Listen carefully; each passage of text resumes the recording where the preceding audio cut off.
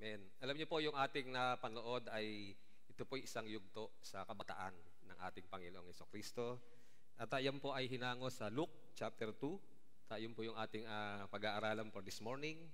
And if you have your Bible with you, let us open it in Luke chapter 2, verse 45 hanggang 52. So verse 45 says, "So when they did not find him, they returned to Jerusalem, seeking him. Now so it was that after 3 days, they found him in the temple, sitting in the midst of the teachers, both listening to them and asking them questions. And all who heard him were astonished at his understanding and answers. So when they saw him, they were amazed, and his mother said to him, 'Son, why have you done this to us? Look, your father and I have sought you anxiously.' And when he said to them, 'Why did you seek me? Did you not know that I must be about my father's business?' And he said, but they did not understand the statement which he spoke to them. Then he went down with them and came to Nazareth and was subject to them. But his mother kept all these things in her heart." And lastly, in verse 52, "And Jesus increased in wisdom and stature and in favor with God and men." Tayo pong lahat ay sandaling yumuko at manalangin. At hilingin po natin sa Panginoon ang kanyang patnubay sa umagang ito. Let us pray. God, our Heavenly Father, once again, we come before you, Lord, with so much humility, O God. We come into your presence, Lord, and we are asking, Father, that may you be with us. May your Holy Spirit, Lord, be with us to give us, Lord, wisdom and understanding. Open, Lord, our hearts. Open, Lord, our minds, so that we may see you and we may receive, Lord, your words in our lives, O God. Thank you so much, Father, and all these things we pray in Jesus' mighty name. Amen. Sige po, minsan pa, palakpakan natin ang Panginoon. Allow me to entitle this message ng salita ng Panginoon. Ito po yung pinamagatan kong, ayan, ito po, Lost and Found in the House of God. Ayan. Parang ano po, no? Parang magkasalungat, lost and found. Ayan. Alam niyo po, dito po sa ating binasa ay tuturuan po tayo ng Panginoong Jesucristo nang siya po ay bata pa.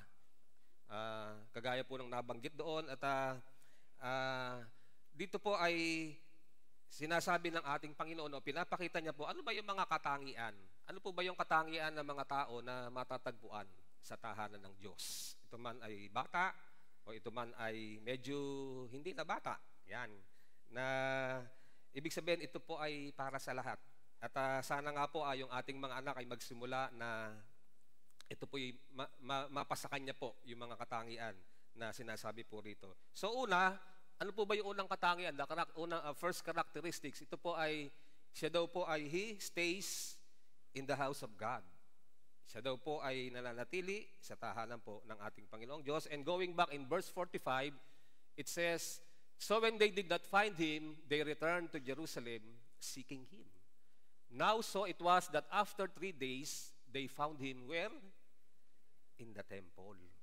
Yan. So, alam niyo po, ako ay natutuwa sapagkat kung ating pong papansinin ay ibig sabihin, nung kabataan po ng ating Panginoon, siya po ay nawala.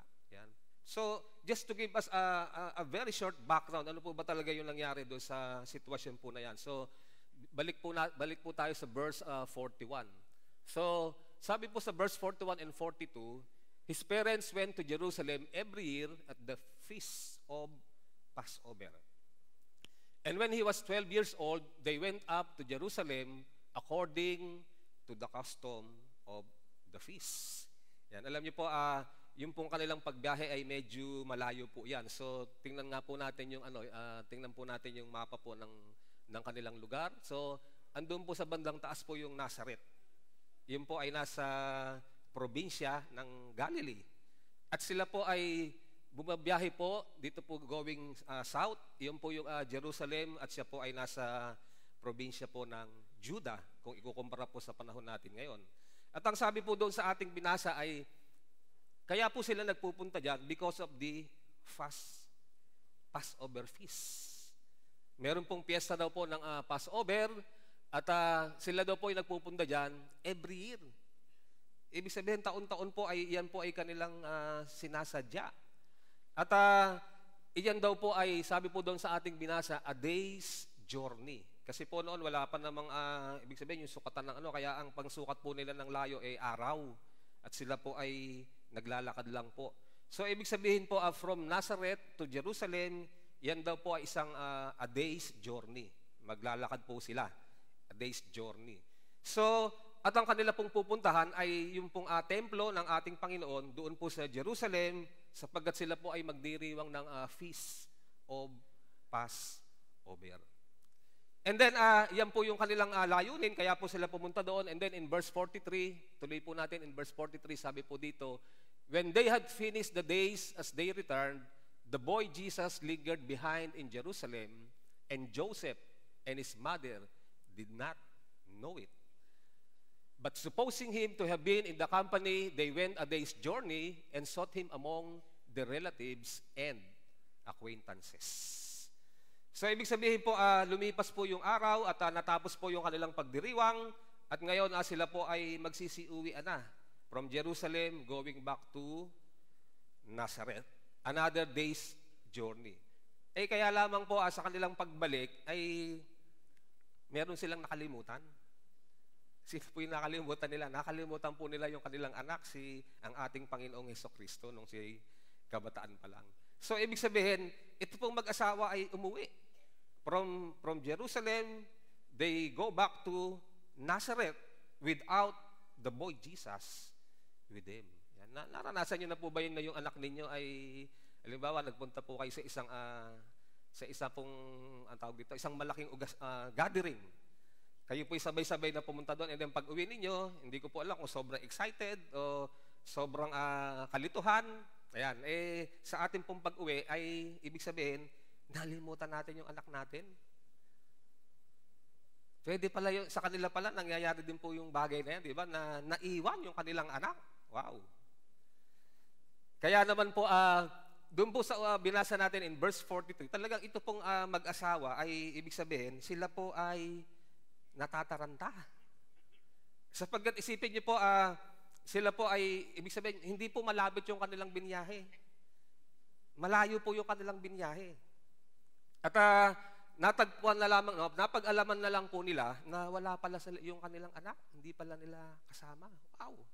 Hindi ko po alam kung ano yung pakiramdam po ng isang magulang na kasama niya yung anak niya ng pagpunta doon, din pag-uwi, ay wala.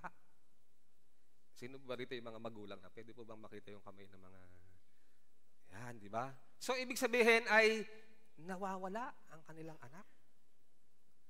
Kaya, kung ikaw po yung magulang, at kasama mo yung anak mo sa pagpunta, and then pag-uwi hindi mo kasama, malaki pong problema yan.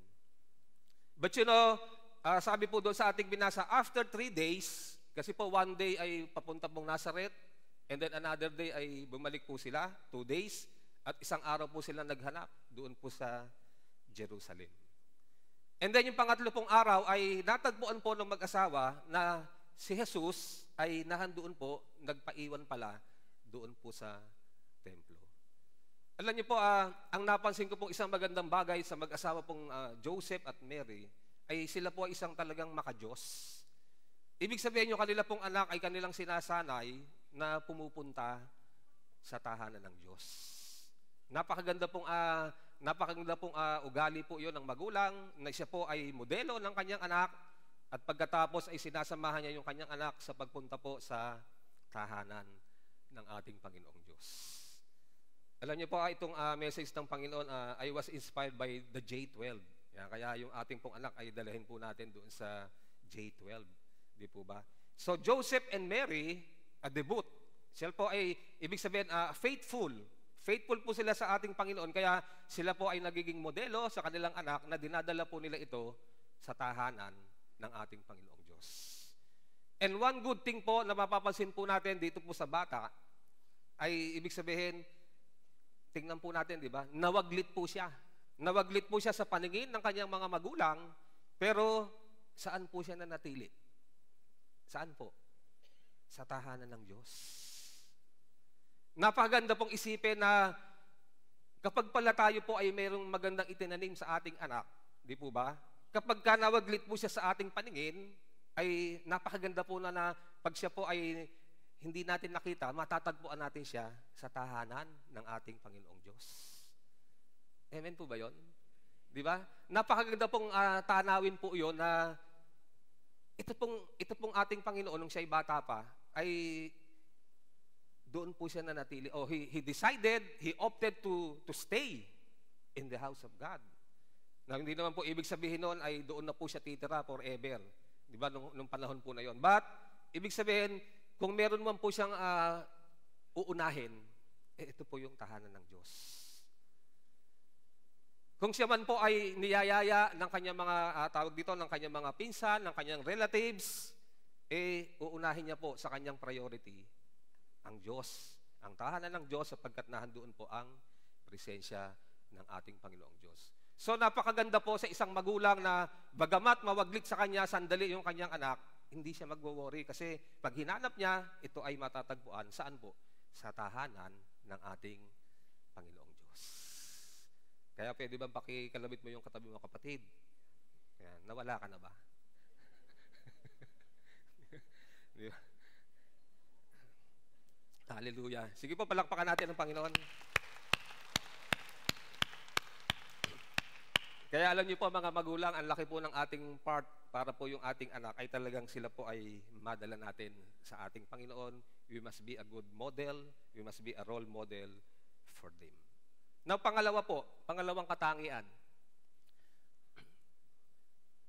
Siya daw po, ito po ay he learns. He learns from the Word of God. Yan, siya daw po ay natuto sa salita po ng ating Panginoong Diyos. So going back in verse 47, sabi po dyan, 46, sitting in the midst of the teachers, both listening to them and asking them questions, and all who heard him were astonished at his understanding and answers. So when they saw him, they were amazed. So sabi po dyan ay ang ating Panginoon ay merong pagkaunawa, siya po ay natututo. Saan po siya natututo? Sa salita ng ating Panginoong Diyos. At alam niyo po, siya po ay nanatili po sa tahanan ng Diyos, hindi lamang para pagtaguan yung kanyang mga magulang. Hindi lamang po para siya ay mag-standby sa tahanan ng Panginoon. Kasi po, minsan meron po tayo mga kabataan o meron mga Kristiyano na tinatakasan po yung trabaho, halimbawa sa bahay, ay mag-i-stay lang po sa simbahan. Yan. Pag ganoon po, hindi rin maganda yun, di ba? Kailangan ay, ang ating Panginoon bilang halimbawa, siya po ay nanatili sa tahanan ng Diyos. Bakit po? Kanino po siya pumunta? Sabi po dyan, sitting in the midst of the teachers. Hindi lamang po siya nanatili doon for the sake of staying, but meron po siyang purpose.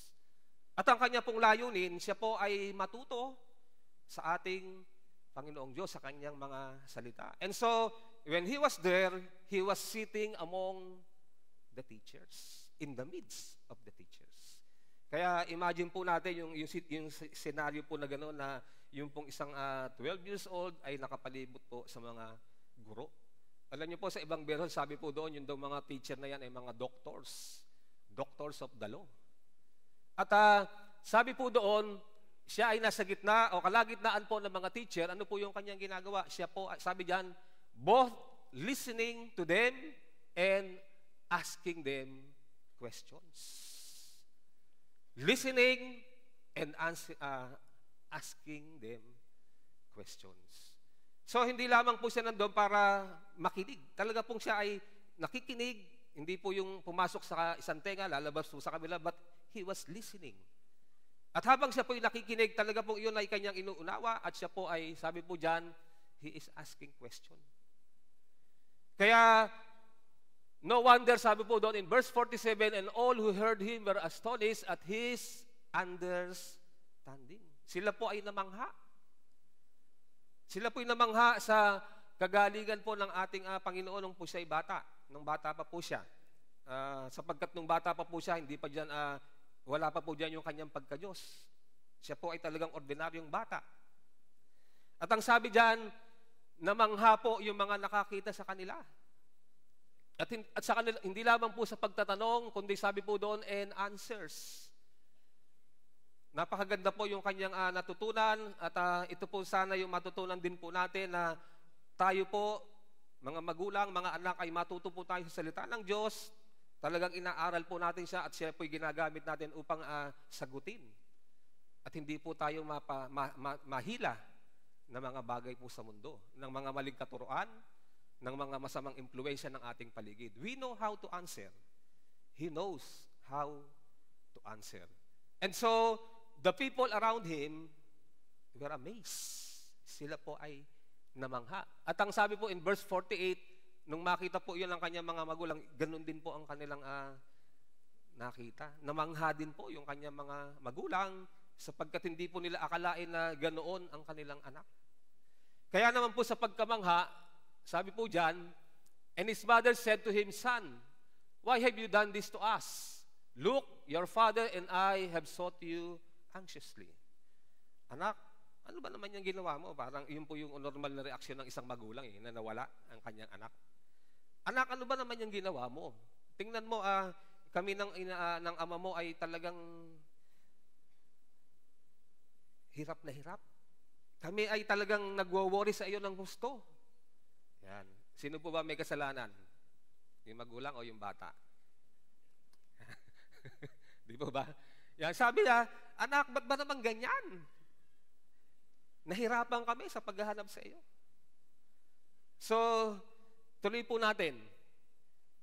Tuloy po natin in verse 49, and he said to them, Why did you seek me? Did you not know that I must be about my father's business?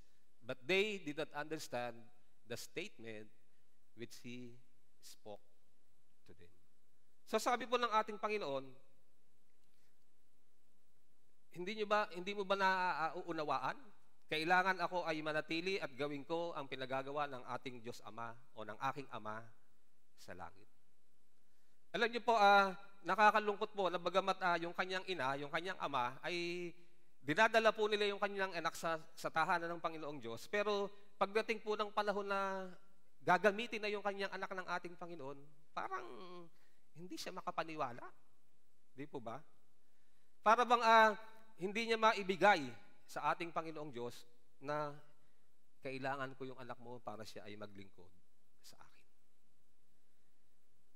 And then, alam niyo po, nakakatuwa po na silang mag-asawa ay dinadala po nila ang kanilang anak sa tahanan ng Diyos at ito po'y natututo, pero yun nga po, sa pagkakataon na ito, sila po ay nagtatanong.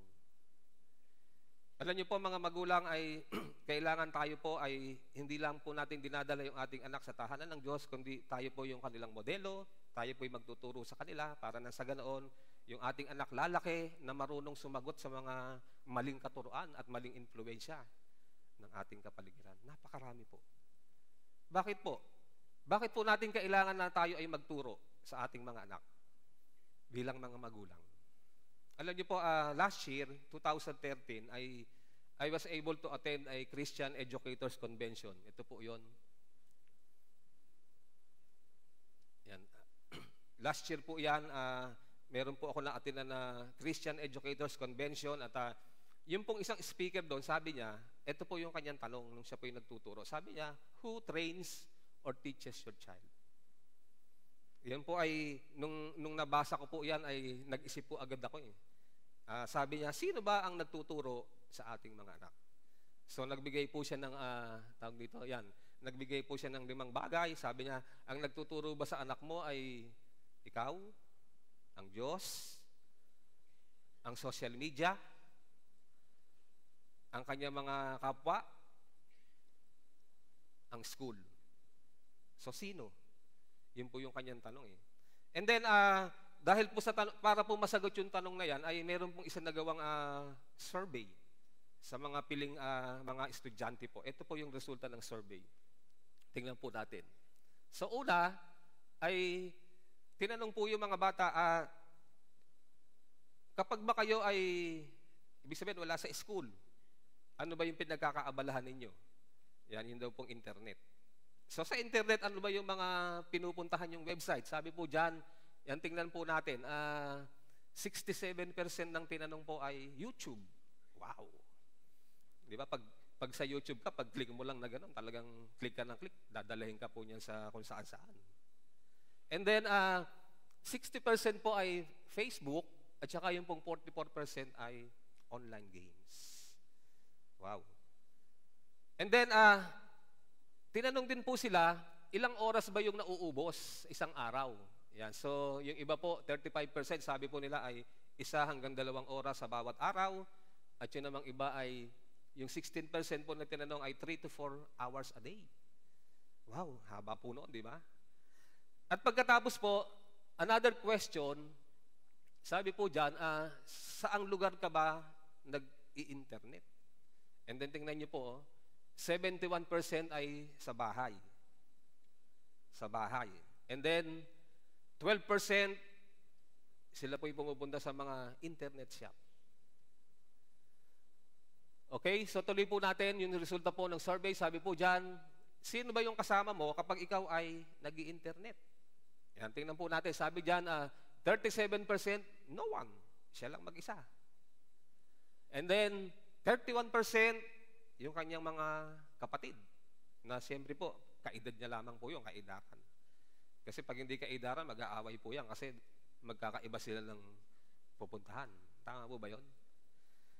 At nakakatuwa po kasi meron namang 27% na may magulang pong sumusubaybay. Kaya alam niyo po, kung atin pong susuriin o i-analyze po yung resulta po ng survey na yan, makikita po natin na kapag ang magulang, na-miss niya po yung pagtuturo sa kanyang anak, someone or something will take their place. And in this case, makikita po natin, maging sa loob ng tahanan, ang nagtuturo po sa kanila o ang posibleng magturo po sa kanila ay ang internet, ang social media. Alam niyo po, please don't get me wrong na alam niyo po itong mga electronic gadget ay hindi po siya masama per se by itself. Sapagkat iyan po ay ginawa po siyang tools for us, for all of us, na maging efficient po tayo o mapadali yung ating pag-aaral at mapadali po yung ating pagkatuto. Pero kapag ito po ay nagamit na sa ganung bagay, yun po, doon po napapasama ang mga bata man o matanda sa paggamit po nito. Kaya makikita po natin dyan, kapag ang magulang, hindi po tayo nanguna, hindi po natin pinangunahan, nailid po yung ating anak sa pag-aaral ng salita ng Panginoon, sa pagsama sa kanya sa tahanan ng Panginoon, iyan po, meron pong iba. Merong iba na kukuha ng ating lugar para turuan ang ating mga anak. Kaya, napakaganda po nung pinapakita ng ating Panginoon na hindi lamang po siya nanatili sa tahanan ng Diyos, kundi nanatili po siya doon para siya po ay matuto, saan po? Sa salita ng ating Panginoong Diyos. Pwede bang kalabitin mo po yung katabi mo, kapatid? Yan. Nakikinig ka ba? Nakikinig ka ba? Jesus was listening. Di po ba? The Lord Jesus Christ was listening. Asking question. Asking question. He understand and then natuto po siyang sumagot para manindigan sa katotohanan at saka sa katuwiran. Mga magulang, mga kabataan, tayo po ay makinig sa salita ng ating Panginoong Diyos sapagkat yan po'y magagamit natin para sa ating kabutihan. Amen po ba yun? Sige po, palakpakan natin ang Panginoon.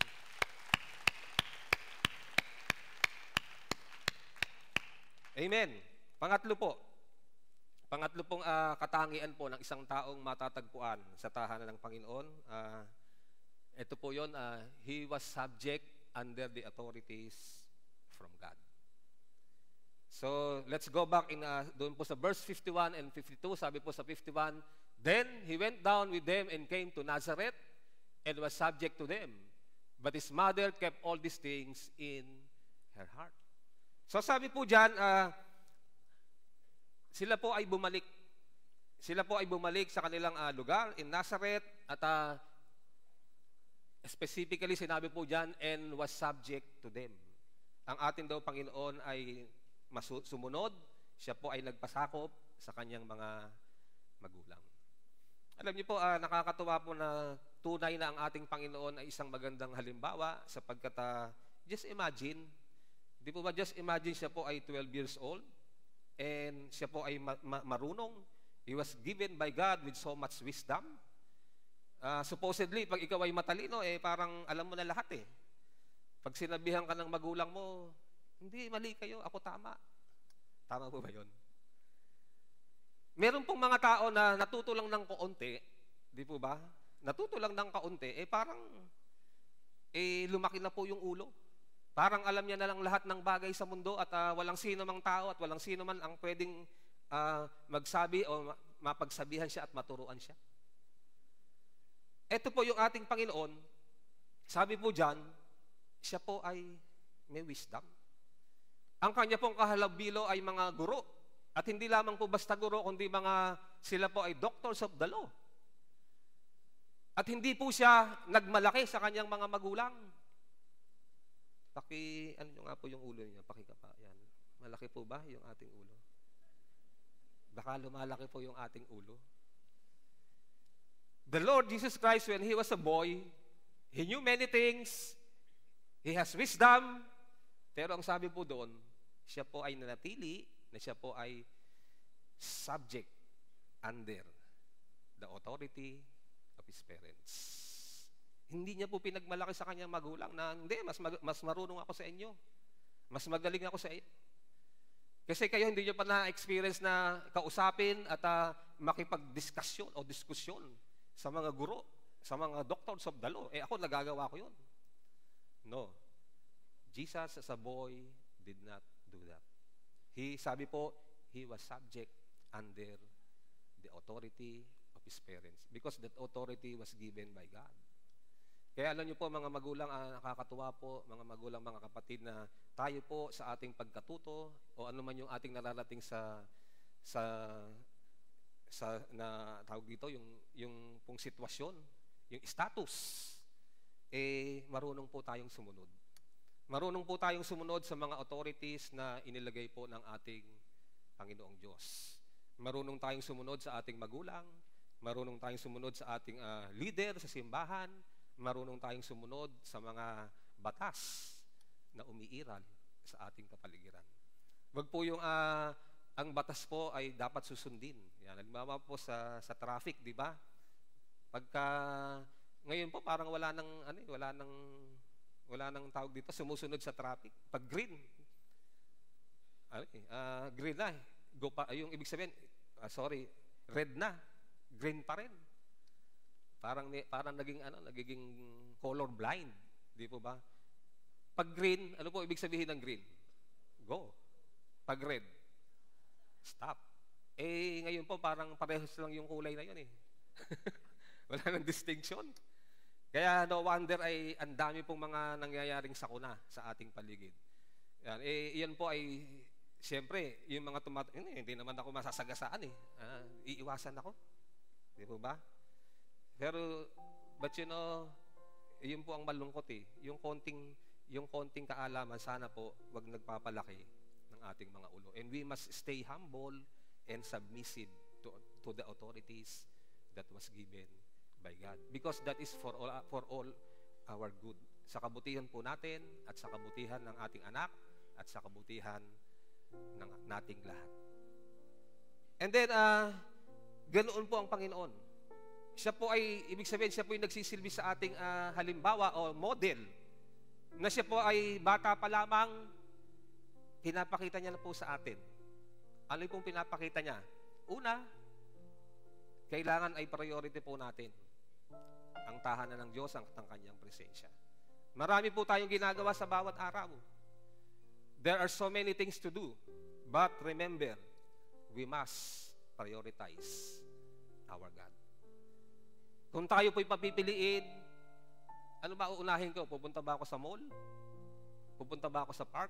Pupunta ba ako sa sine? O yung tahanan ng Diyos? We must prioritize our God. At pangalawa, kung tayo man ay nananatili sa tahanan ng Diyos, sana po ay hindi lamang to parang lumipas lang yung oras, kundi tayo po ay, ibig sabihin, makikinig tayo sa Diyos. gusto natin matuto tayo sa kanyang mga salita. At sana po sa mga bagay na yon, tayo po ay, pag natuto po tayo ng sa salita ng Panginoon, natutunan po natin kung sino siya sa ating buhay, ginagamit niya po tayo, sana po ay we will stay humble before Him. And then, sa pagtatapos po, gusto ko pong ipakita sa inyo itong isang larawan. Ito po siya. Alam niyo po, last week ng June, kami pong mag-asawa ay naatasan po ng ating simbahan na pumunta po doon sa isang lugar sa Mindanao at mag-conduct po doon sa isang school ng parenting seminar. Alam niyo po, doon sa kanilang school ay halo-halo po. Merong Kristiyano, merong Muslim, merong Katoliko, merong Iglesia ni Cristo. Kaya sabi ko, Panginoon, this was our first time dito po sa lugar na to. Siyempre po, kabado, di ba? Na magkahalo po yung mga Muslim doon saka yung Kristiyano. And then, we just pray to God na kami po yung nanalangin na, Panginoon, bigyan niyo po kami ng wisdom, paano ba namin ituturo ang iyong salita. And then, pagkatapos po namin magturo, ay meron pong lumapit sa aming isang lalaki. Ito po siya, yung po naka-t-shirt na yun. At ang sabi niya, Pastor, pwede bang kopyahin namin yung itinuro mo, yung slides mo? Kasi yung misis ko kasi ay principal ng isang public school. And then I found out na sila pong mag-asawa ay Muslim. Muslim po sila. Yung sabi niya, yung misis ko, she was also a Muslim. She was a public school principal. At aaralin uli namin yung tinuro ninyo para nang sa gano'n na ituturo namin sila. O tuturo namin ito sa mga magulang. Para ibig sabihin sila ay maging mabuting magulang sa kanilang mga anak. Alam niyo po, yung una po ako'y natatakot, pero sa paglapit sa sitwasyon po na yan, parang sabi ko, Panginoon, ang galing mo naman. Isipin mo, yung mga Muslim ay gusto rin nilang matuto mula sa iyong salita. Yung magulang na Muslim, gustong matuto sa iyong mga salita. Kaya alam niyo po, mga magulang, mga kapatid, iyon po ay challenge sa atin. Tayo po ay hindi naman Muslim, but we are Christian. Sana po ay ganun din tayo kagaya nila. Gusto nating matuto mula sa salita ng ating Panginoon, para nang sa ganoon ay magabayan natin ang ating mga anak sa ating buhay. Sige po, palakpakan natin ang Panginoon.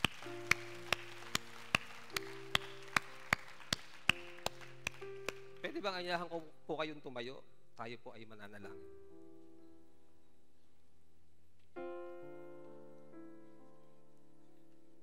Tayo pong lahat ay yumuko at pumikit at tayo po ay manalangin. Panginoong Diyos, Ama naming banal, salamat o Diyos sa umagang ito. Salamat po Ama sa iyong mga salita.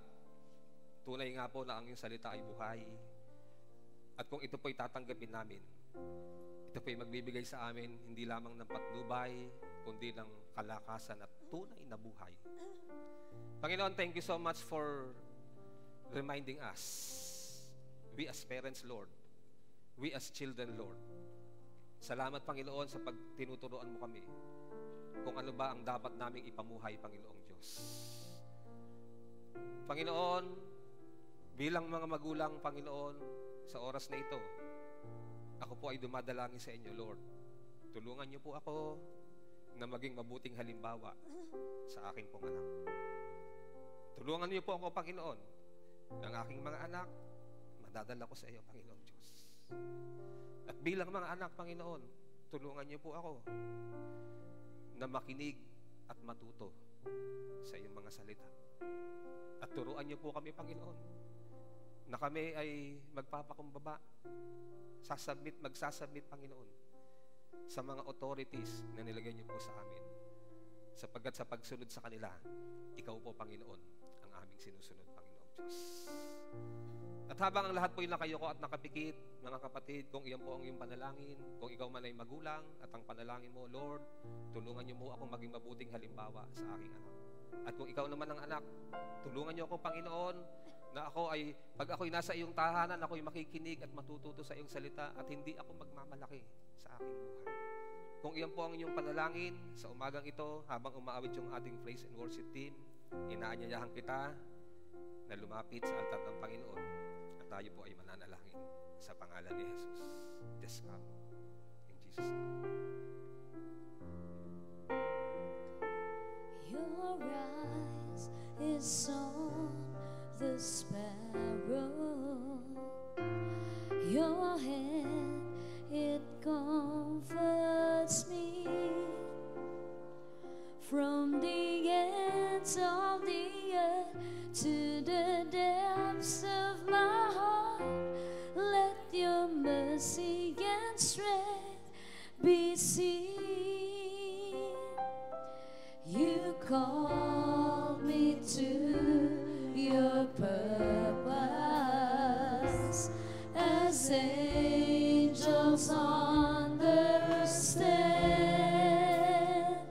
For your glory, may you draw men as your love and grace demands.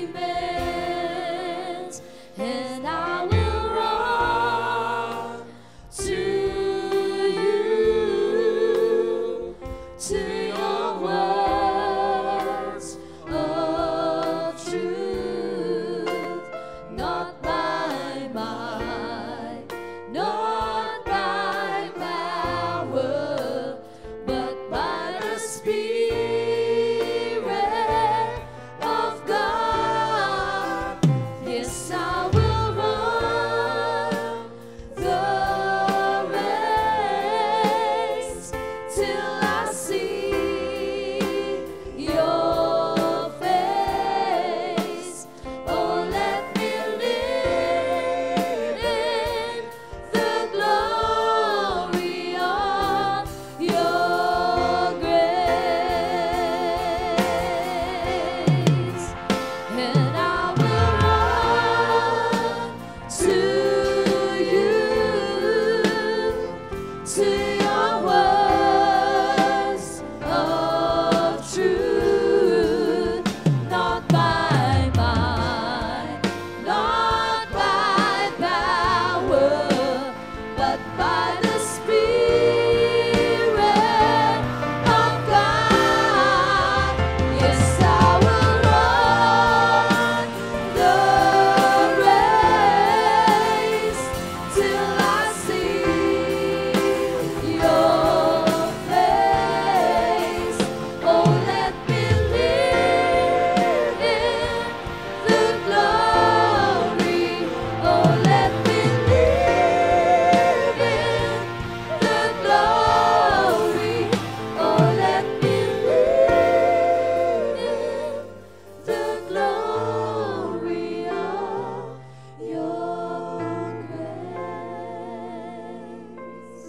Hallelujah, Jesus. Hallelujah. Hallelujah, Jesus.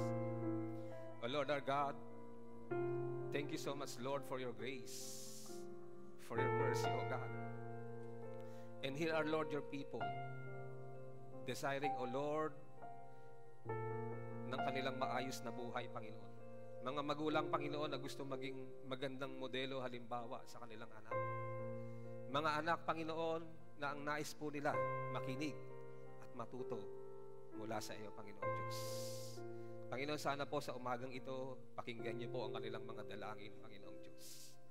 At sa lahat po ng lumapit sa altar ng Panginoon, pwede bang itaas po natin ang ating dalawang kamay sa ating Panginoon? At sundin po natin ang maikling panalangin na ito. Panginoong Diyos, Panginoong Diyos, sa pangalan ni Jesus, sa pangalan ni Jesus, una po sa lahat, humihingi po ako ng tawad sa aking mga pagkukulang. Panginoon, hindi po ako naging tapat sa iyo. Minsan hindi ako nagiging mabuting halimbawa. Minsan, Panginoon, wala akong gana na matuto at mag-aral ng iyong salita. Sa oras po na ito, lumalapit ako sa iyo, Panginoon. Humihingi ng tawad, Panginoon. At humihingi ng tulong, Panginoong Diyos. Bilang magulang, tulungan niyo po ako na maging mabuting halimbawa sa aking mga anak. Tutulungan niyo ako, Panginoon, Tutulungan niyo ako, Panginoon, na sila ay aking dadalhin na sila ay aking dadalhin sa iyong tahanan, sa iyong tahanan, sa iyong presensya. sa iyong presensya. At bilang mga anak, Panginoon, At bilang mga anak, Panginoon, tulungan niyo po ako tulungan niyo po ako na matutong makinig, na matutong makinig, sumunod sumunod sa iyong mga salita. sa iyong mga salita. Panginoon, salamat Panginoon, salamat sapagkat ang nais mo, sapagkat ang nais mo, kami ay hindi maliligaw, kami ay hindi maliligaw, magiging matuwid maging matuwid ang aming pamumuhay. ang aming pamumuhay. Salamat o Diyos. Salamat, O Diyos. Ito po'y aking dalangin Ito po'y aking dalangin sa pangalan ni Jesus. sa pangalan ni Jesus. Amen. Amen. Amen. Palakpakan po natin.